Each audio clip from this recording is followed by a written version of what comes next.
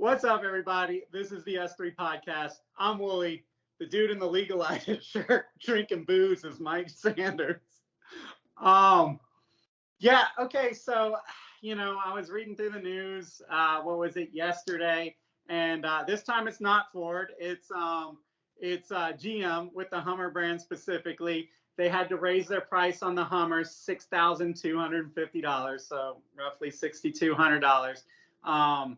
They said that they've been holding out trying to do that, but see these EVs now, and we called this, like, they're getting to the whole world is experiencing inflation. So the cost of everything is going up. But in addition to that, the cost of EV related materials is going up on its own, separate and combined with inflation. So it's posing a real problem for all of these EVs and all of these promises that these EV manufacturers have made, and it's making the cost go up.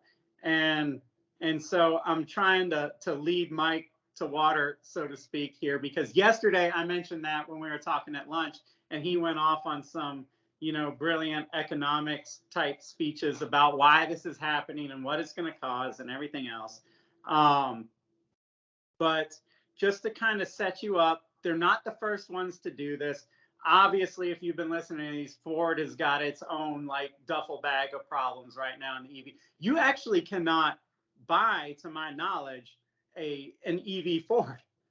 No. The company that's screaming that EV is the future, like the Mach-E has been recalled. They said that you could still order it, but that's BS because when you go online, you cannot. Sales for the Lightning have been cut for the year. So the only way you're getting one of those is if you go to a dealer and literally spend 100% markup. Those are going for $140,000 for a Ford pickup truck. And so, Rivian had to raise the prices. I think it was back in February, like even more, like an absurd, like I think 20% or something on the Rivian truck, which made all the people that put in orders go apeshit because I think they tried to go back and say, hey, sorry, I know the car that you put the deposit on was one price, but now it's 20% more. And then they had to walk that back. It was really bad press and definite black eye. And so they had to then say, oh no, I mean, we're sorry guys, we didn't mean for you guys, but for anybody going forward. So like now GM is doing the same thing for anybody that ordered their Hummer before the 18th of June. They get it for the original price, but anybody that orders now, it's $6,250 more, which makes the top of the line Hummer $117,500 for a Hummer that plugs in. You did the math on that a few minutes ago. What does that come out to in terms of loan? Okay, so yeah, we were just screwing around on like a car payment calculator. This is assuming no down payment and no trade-in, but we also assume 0% interest, which is not going to happen. And if you got a 6-year loan, a 6-year loan came out to $1,600 a month that you're paying for an electric truck. And the games that they're going to play now is like, oh, we can bump that up to 8 years, and it'll bring your payments down. Okay, so an 8-year loan, you're spending $1,200 a month. Which in and of itself is a bad idea if that's just probably not that smart. And on top of that, you got to think about resale value. You got to think about what that Hummer is going to be worth in 8 years when the battery has 8 years on it. You also have to think of this vehicle in terms of electronics and less in terms of a vehicle, because no matter what, the battery that's going in that car now is going to be obsolete in 8 years when you pay that thing off. So then looking forward, what is this going to do? When your vehicle is finally paid off and you spend $117,000 on it, and in just 8 years, less than a decade, you go to trade that in, what is it going to be worth? And when is it going to be worth more as recycled parts than an actual vehicle? You could sell it independently, but 8 years from now, how much more are we going to know about EVs? Are EVs going to make it to a third owner? So is the second owner going to be like, look, I ain't spending that much on this thing because I got 4 years with it, and then it's a brick, So um, there's just, there's a whole lot of questions and issues that are going to be coming up in the next 8 years. And I would caution you guys to start thinking about that. I've seen a lot of articles. I read a lot of the EV, promoting media outlets out there, and they're all talking about, well, the cost of the cars is offset by the gas that you save. Well, horseshit. Like, as a Jeep owner, I know that my Jeep after 10 years is going to be worth probably more than half of what I bought it for. And that was before prices got stupid. You know what I mean? Like, literally, I've had my Jeep for over 6 years, and I can sell it today for more than I ever bought it for. Is that going to be the case? But hold on. Is that going to be the case with EVs? It's not. I think that resale value is going to plummet on these things. The resale value is probably going to be related to the resale value on your phone, like ratio wise. So anyway, what were you stopping me for? Oh, I was just going to say, you're talking about a really strange market right now where the supply of cars is crazy low and the demand is as high as always. And if you look at any economic graph, you know that when supply is low and demand is high, price goes through the freaking roof. So that's the main reason why, price on cars are a little bit ridiculous right now. Now, the stuff happening with EV cars specifically, that's a little bit different. That still also has a lot to do with what's happening there. It has a lot to do with inflation. It has a lot to do with the fact that these raw minerals that are needed to create the batteries and the electric motors, they're harder to get. It's a dirtier job. It's becoming more and more expensive to get. We don't get them here in the U.S., so we have to import them from other countries. So when thinking about that, the ships that bring them over have become ridiculously expensive. These container ships. I brought in a container of machinery about a month ago. Oh my God, dude! It was three full containers, 3 40-foot containers. Now, if I would have done that pre-pandemic, 3 40-foot containers coming from Italy, which is where this came from, would have cost me in total probably about $20,000 for the containers and the shipping and the tariffs and all that stuff, right? 20 grand. It's hard to stomach that, but you're getting all the goods and everything that's inside of it, so you make the money on the back end. Do you know how much it cost me to bring in those 3 containers this time around? $75,000 in just shipping cost.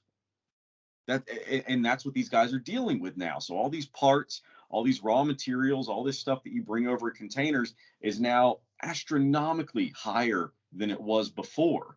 On top of that, these cancelable orders that all of these automotive manufacturers are doing, especially with their trucks and stuff, I really think are going to kind of end up biting them in the ass. If we're talking about financially speaking, I really do think it's going to bite them in the ass, because I was looking at it and I was like, man, all these automotive companies over the past 2 years during the pandemic, when they were not able to make enough cars and they couldn't sell cars and couldn't even get them to the freaking dealer lots, somehow these guys are making record profits. How is that?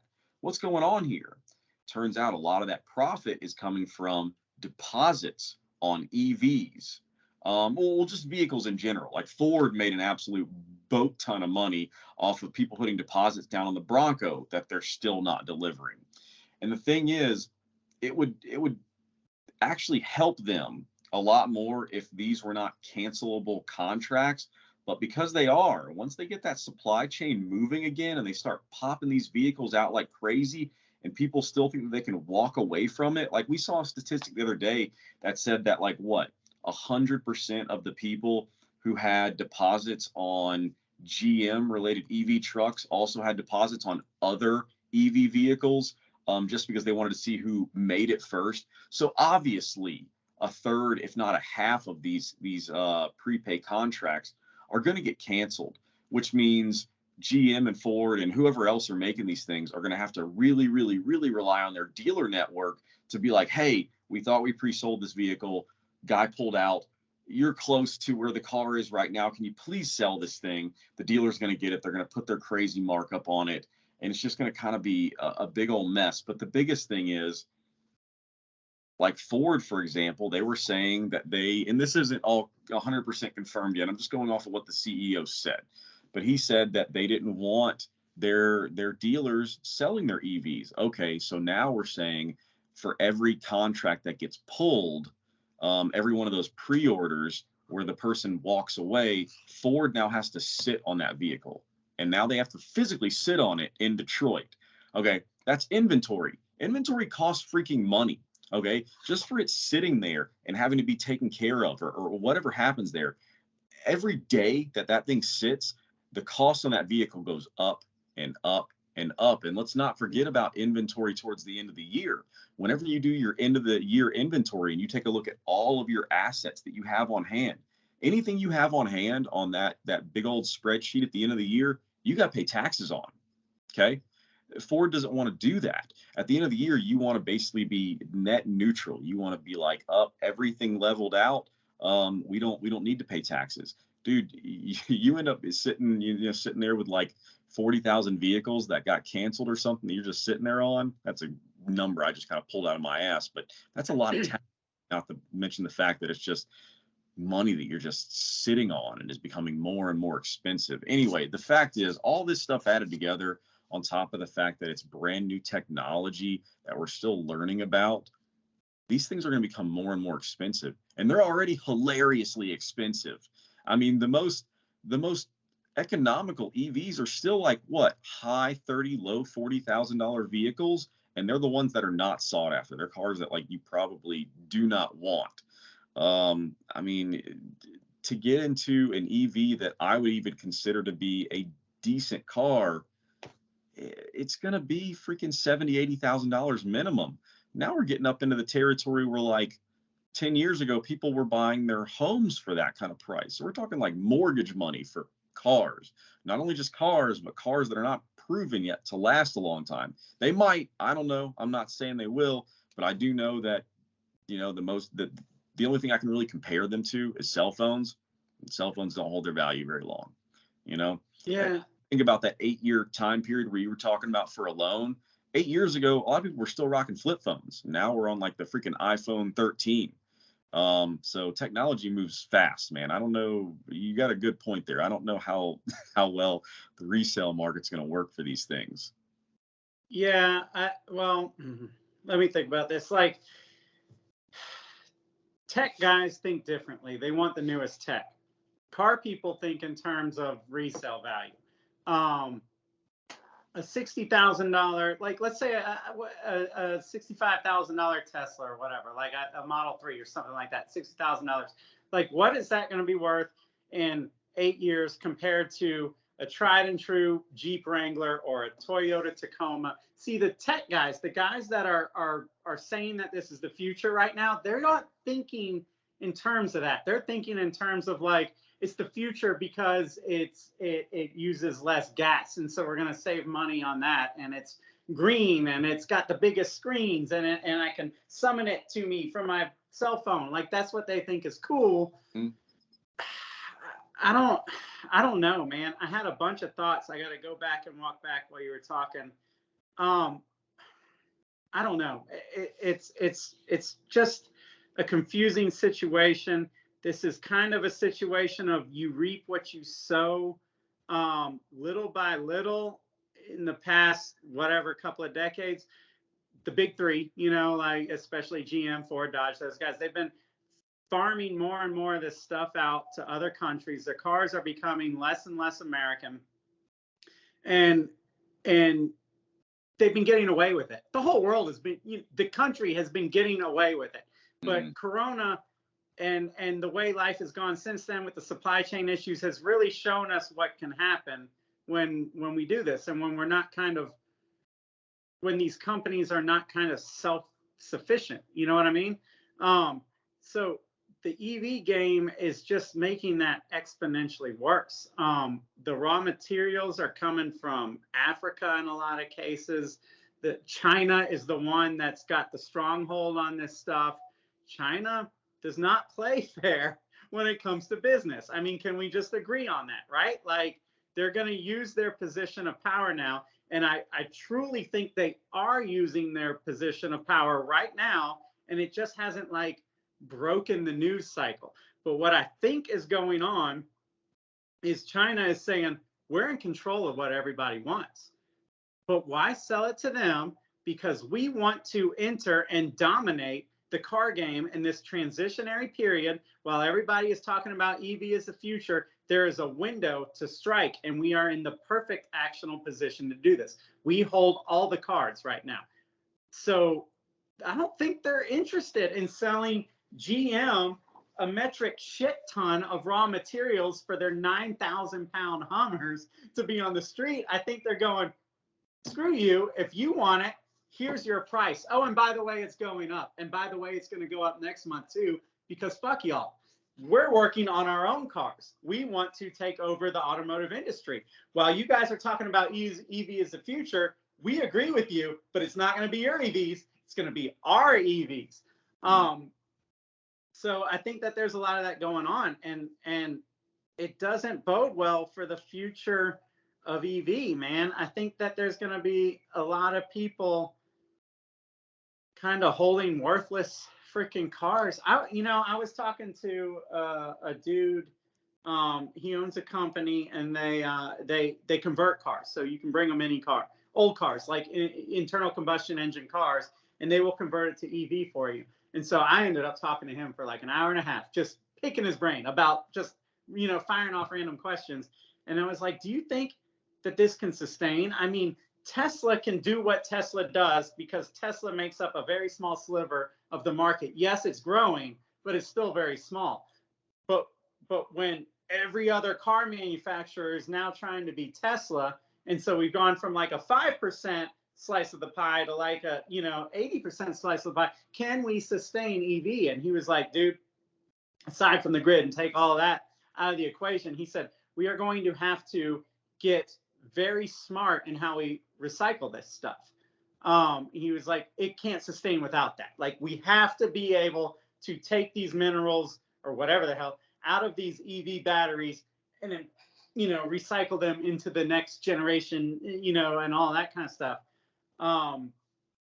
So I don't, I just don't know if this stuff is gonna sustain. It's a really weird time. Do you think that even the upper middle class of Americans, are they ready to spend $70,000 to $120,000 on an EV?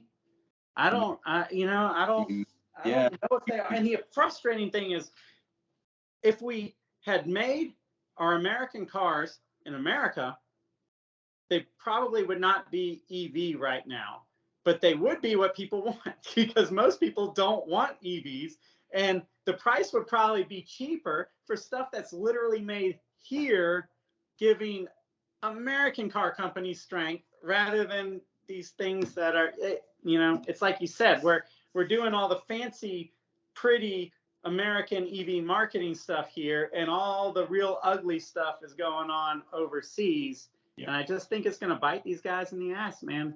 I mean, they're not playing with companies that are there. They're not playing with countries that are their friends. With these press releases coming out with these, I mean, I feel like we're seeing one of these every single day almost of these car manufacturers having to increase the prices pretty substantially of their vehicles. I think it's already biting them in the ass. There's just too many factors working against them. If the economy was still super strong and inflation was not a massive problem, I don't think this would be quite as big of news. But right now they have like literally everything going wrong at the exact same moment. Yes, Jonathan. Well, it reminds me of something else I wanted to say, and it slipped my mind. When all these companies were taking these deposits, it was, 2 to 3 years ago. Remember what was happening 2 years ago? We were in the middle of Corona, but everybody was bragging about how their business was doing better than ever. Mm. Now their business more than likely is not. And even if it is, their costs are going up.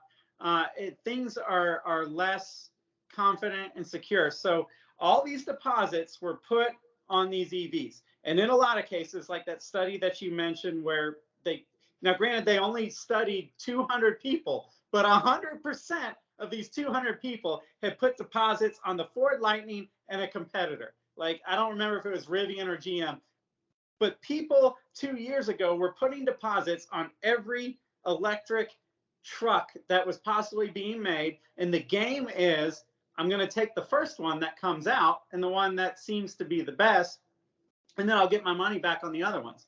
Okay, so that's already bad because you have 3 to 4 companies that think that they're selling 70,000 EV trucks as soon as they come out, and it's going to be more like 20 at best. And there's a real rush to market because the first one's going to get the vast majority of it, and the other 2 or 3 that come in late are just going to get the scraps that are left over. But on top of that, now we have the fact that people are not in the same economic place now when these cars are finally starting to come out. And by the way, they're still not coming out. We're talking like they are, but they're still fairy dust. Like, you cannot go buy a Lightning right now. You cannot go buy a Rivian right now. You cannot go buy a Hummer right now, at least not easily without paying huge markups. So now when they come back around and they go, hey, so, we're ready to get started on your car finally, and we need that $2,000 now, and that one's non-refundable, or we need the $3,000 to go ahead and get your order processed so you can really pick your color and everything. People are going to be like, yo, no, I'm out. Like, I can't do it now. You know what I mean? So I think that these companies are, they're screwed. I don't see this working. I really don't see this working the way that it's set up right now. They're too expensive, they're unavailable, and we're slipping into a recession. Yeah. You're going to go buy a $100,000 EV to save money on gas? I mean, dude, gas does suck. I'll give you that. But the answer is not the answer is not a $1,600 a month car payment unless you're a contractor and you're trying to spend your profits so you can write that stuff off. This makes no sense. Yes, Mike. Not only that, but you were talking about earlier the car payments and everything from $1,600 to $1,200 and everything. And we were doing that calculation with 0% interest. Well, anybody who's been paying attention to the news cycle knows that the Federal Reserve, which is basically the Bank of the United States, they print all of our money and they put all of our dollars into circulation. They raised interest rates again, and it was the largest raise since 1984. It was 3/4 94. 94. I'm sorry. It was like 30 years. Yeah.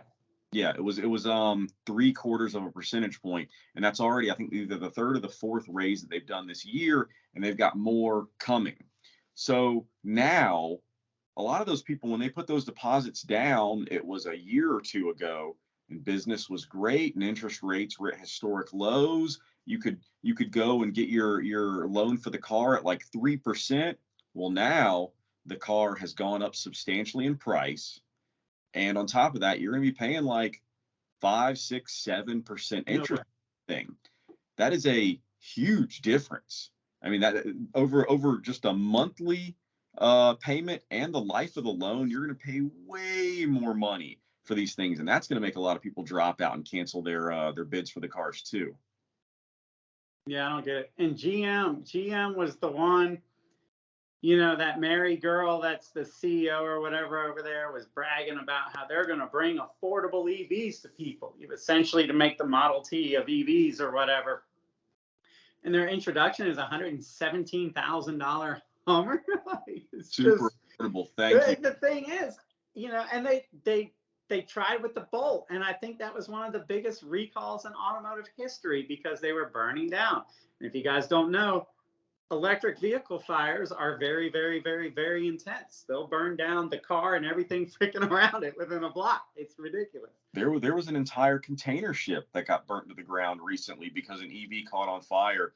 In order to get the fire snuffed out of an EV, you basically have to either bury it in the ground or submerge it in water completely. That's pretty much the only way to get. I think it takes almost 40 times the amount of water to put out an EV from what I've read or heard. Yeah. But yeah, and so, GM is mind-boggling because they did talk about how they're going to bring affordable EVs to everybody, and that's going to be like how they succeed. And then, yeah, they're introducing Hummer EVs to the tune of $100,000 Cadillac EVs, which are right there with it. It's just They're Yeah. not doing what they say they're going to do. And now the ability to even do what they say they're going to do is just is going out of their grasp. I mean, the thought of an affordable EV is not going to be here when we're dealing with all of this inflation and shortages that we're dealing with. And I think when all of that dust settles, I'm telling you guys right now, I'll say it, China's going to be the one holding the cards, and China's going to be like, I ain't worried about you and your affordable EVs. You know, like, I mean, we already know that China knocks everything off. Go to any trade show and you see them walking around basically with cell phones and just looking at product and seeing exactly how they can do it. Also, for years and years and years now, they've been trying to get into the automotive game, and they constantly come out with cars that look identical to other cars, you know. But now they're finally going to get to a point where they have a leg up on the competition. They're holding all the cards and all the chips in the poker game. If they wanted to, and I'm not sure, you know, you seem a little bit more sold on it than I do, but I haven't really done that much research on it. But if they wanted to, this is a great time for them to strike and really become a major player in automotive manufacturing. I'm not sure if that's what they wanted to do. If it were me, I would make the play for it because it seems like it's just free money. 100%. That's what you would do, right? If that was your playbook, that's it, that's what you do. I mean, yes, you can make money off of selling the batteries to a GM or a Ford, or you can take over the electric automotive industry. And electric vehicles are already very popular in China, more so, way more so than they are here. And people in China are buying Chinese EVs. So if we're not careful, that's the way that this is going to go. I'll go ahead and say it because this is the internet. And if I'm wrong, nobody will remember. And if I'm right, we can go back and dig this up one day. Yeah. Just call it a hunch, man. We are giving away all of our independence when it comes to manufacturing, and it's inevitable that it's going to bite you in the ass. Yeah, I agree 100%. I mean, and if you combine that with the fact that, our American auto manufacturers are so disgustingly out of touch with what people want. Do people want EVs? Yes, some do. And depending on where you live, that can make a lot of sense. But they're just so hyper focused on that 10%, and now with the gas prices, they're trying to use that to push the agenda where all of their investment has gone into EV, so they're trying to push it. But look at it doesn't take a rocket scientist or a researcher. Go look online at any of these news stories and the way people are reacting. They don't want this stuff. And they damn sure don't want it for $117,000. It's not solving their problem. Their problem right now is, damn it, gas is expensive and this sucks and I need a truck.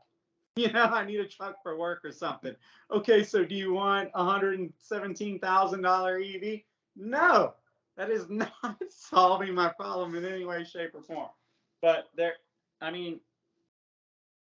it's no secret that they're out of touch. Yeah. So I don't know, man.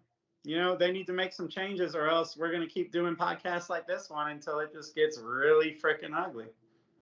I don't like doing negative podcasts, but damn it, it's all they're giving me. Just bad. I know, man.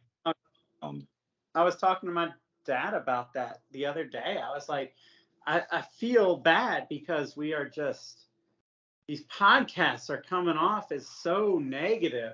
And I was like, but it's not our fault. Like, the automotive industry is bad. If you are a techie boy, this is a great time, to be into cars if you're techie and you have a lot of money. But if you're a car enthusiast, this is bad news. If you're just paying attention to the car industry, this is bad news. Never have I seen giants like this flounder, like they're floundering like right now, and just making such obvious mistakes, one after the other after the other. So hell yes, we're going to talk about it. For the record, we would love to talk about great, awesome things. And trust me, we're looking for them, and we jump on them as soon as we find them. But most of what's going on in the automotive industry and in this country is effing stupid. it's dumb and it's bad. And that doesn't make us negative. That just makes us the carrier of the news, which is Bringers bad. News. Yeah, we're the breakers of bad news. I feel like I said this on the last podcast, but maybe I didn't. So I'll just say it again now. I remember growing up and really looking up to people who were high, like executives in business. I always thought that CEOs and CFOs and the such were like always the smartest people in the room. And now I see these people and I see the decisions they make and I hear the things that they say and I'm like, oh my God, all you had to do was shut up. The CEO of Ford seems like a really smart guy. He keeps saying stupid things that get printed and get put on video. He is constantly putting his foot in his mouth. I feel like he's stand it. Yeah, I feel like he's like, I think he's a smart dude, and I feel like he's the kind of dude that some media guy goes to the bar with, and he starts drinking, and then he starts talking. He's like, hell, we got to get rid of our dealers. That's just the way it is. And they go, life's really hard on them. Yeah, absolutely. It's going to be brutal for these guys. And then they write it, and he goes, true, but shut the hell up. Don't say it. Yeah, I think the other problem, I mean, that's because you've gotten older now. So you can spot the bullshit better than you could. We're at that age, dude. I wish we could go back to being 22 years old where all we cared about was the blow-up valve on our turbo Eclipse and car culture was that simple, but it's not that simple anymore. We didn't do it. Trust me, I wish we could go back to that. I wish I was buying a new Integra right now and it was a freaking coupe and it looked cool. Yeah. But that's another thing they just freaking biffed. You don't have to be a genius to know that's not the Integra. No, this is not where we got to redesign this thing. But yeah, it's a bad Acura TL. Because they're not listening. None of these guys are listening to their heart. None of these guys are building what they think is cool anymore. They're building what they think people will buy. And it's created this total out of touchness.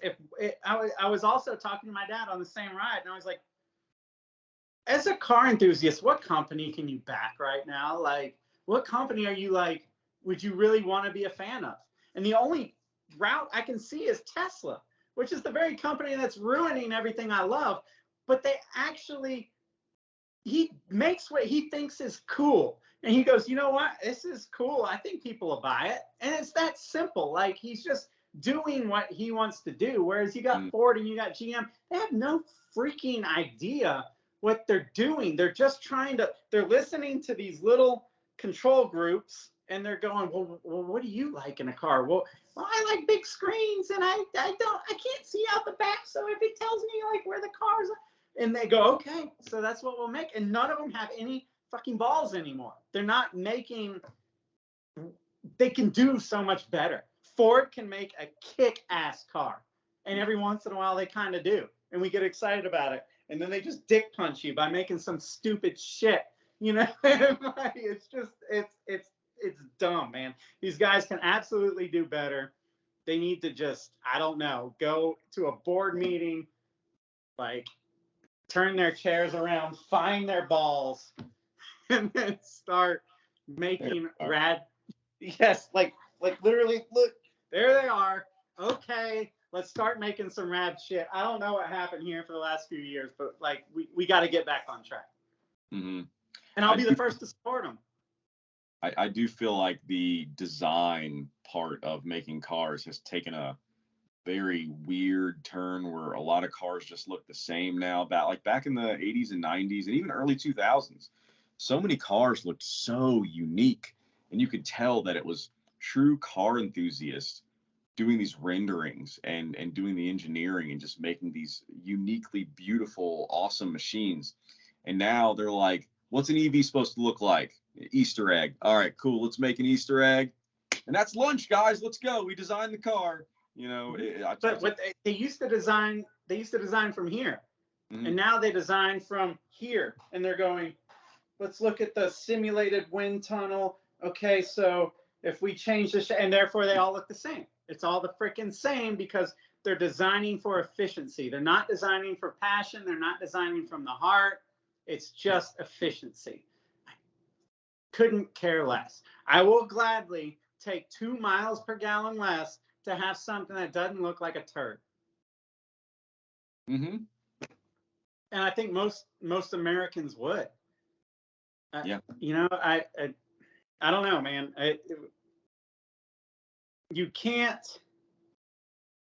make mediocrity for literally like a decade and a half and completely lose America's love affair with the car. And that's what they've done. They've made such uninspiring shit that Americans, teenagers, are no longer, they don't have a love affair with the automobile. That used to be like a staple of Americana. Like America loved the automobile. They loved the expressiveness of different different cars. They loved the freedom that it gave you.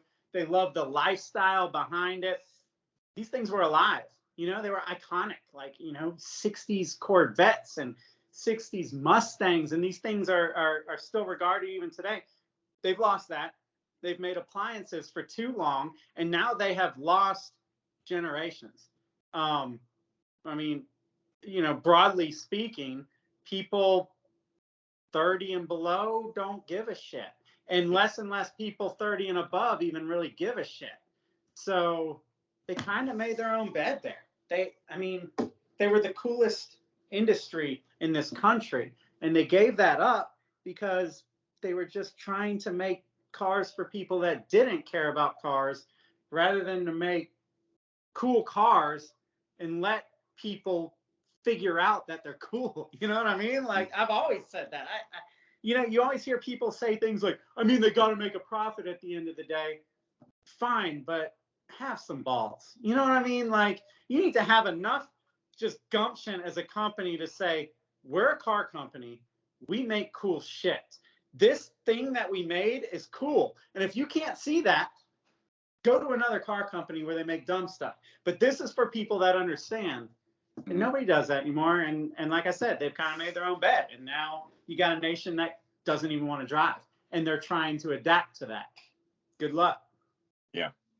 And people who do like to drive, me and you, it drives us absolutely insane, because now we've just created a whole simulation of people out there in the world who don't want to drive, aren't good at driving, and are just kind of in the way, going slow and ping-ponging back and forth in their lane as they watch, you know, TikTok videos. It's super freaking frustrating. Problems on top. You've alienated me as a customer. I'm kind of tuned out now. And I should be like one of the most passionate customers, getting excited about this stuff. And literally, if we're being honest, I've just tuned myself out. I mean, dude, I've got a good arsenal of cars, and 2 of them right now are still what I would consider reliable and new. And I just don't care. I'm out. One day, maybe I'll obviously have to buy a new car, and maybe it'll be an EV, and it's not going to be a passionate purchase. All my passionate purchases, as I see it now, are 2018 and earlier. Like, I'm done. I'm just pissed off. Even if they make a car that I like, I don't like the brand. You know what I mean? Like, even if Ford comes out with something now that speaks to me, I'm kind of like, yeah, but you guys have just been such weenies and for so long now that I just don't even want to. I'll just keep what I got. You know, I'm not willing to go get car payments for this shit. I'm just not. It reminds me of car manufacturing in the 80s. That was just a terrible time for automotive manufacturing. Like, there were very few and far between cars that were like good or sought after made during the 80s. I disagree. Well, it's okay to be wrong sometimes. No, American cars in the 80s were shit. Looking back, American cars from the 80s are awesome, but they are still shit. But they're kind of cool now because they got T-tops and stuff. Japanese cars in the 80s were coming up. Japanese got really good in the 90s. I feel like they were teetering in the 80s, and as soon as 90 hit, and like that Z32 with the T-tops and the twin turbos V6 came out, and then the Supra was right behind it, and that FD RX-7, the NSX. I mean, the Japanese stuff blew up in the 90s. in the 80s they were really learning how to play the game, and then in the 90s they ran away with it. But see, Japan in the 90s solidified themselves because they were making like good cars. They were making like inspiring cars, yeah, sure, but like even their regular cars, they're reliable. Every time you drive, you still see a 30-year-old Accord or Camry just trucking along the road. Like they made great cars. There was a reason to buy those. There's not that reason to buy these cars. They're not good anymore. They are overcomplicated, they're overpriced, and the parts are coming from overseas. And they're just not meant to last. What, like I don't want that as a consumer. It's weird because I mean, I'm really thinking that America could be moving into a time where we just stop buying new cars. And I'm serious about this. Like, I think that there could be a break. Like, if they continue to push this EV thing, the yuppies and the tech guys and all that will certainly go that route. And then you'll have a big group of people that are like, I don't really like them, but I need a car. Yeah, I'll get it, whatever. Like, they'll ease into it and they'll be fine with it. Not because they like it, but because they're indifferent.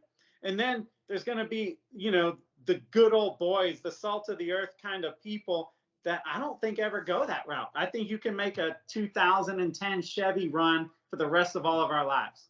And I think it'll probably take less effort than dealing with the electric stuff. Maybe. I think we're going to turn into Cuba. There's going to be a bunch of old cars running around for the rest of our lives because there's going to be a significant part of the population that's like, I just ain't doing it. Yeah, I think that's the coolest thing about Cuba. I know. And see, if you're a smart CEO, you're not putting all your eggs in one basket and you're going, you know what? Like, yes, there's a lot of people that are going to embrace this right off the bat. Then there's going to be the majority that'll embrace it eventually, as they need new cars. But then there's also these guys. And if we forget about these guys, we're kind of screwing ourselves. That. Yeah, but world governments, specifically the United States government and the EU, are forcing the car manufacturers to do this, because let's not forget, like, Ford corporate does not make money when somebody buys a used S550 Mustang. The dealership makes money off that. Ford only makes money when new vehicles are sold. And if the government is in your face telling you, we put it into law, you have to sell nothing but EVs starting in 2035. Here's your 12-year head start. Figure it out. I mean, I guess it's kind of their only option. Like, we don't like it, but they have to do this. And a change this big, they're always going to stumble out of the gate. They're falling all over themselves right now and just doing ridiculous things. But unless that law changes, they got to get this figured out before 2035. Mm-hmm. Well, and that's where you're absolutely right. They're stumbling out of the gate.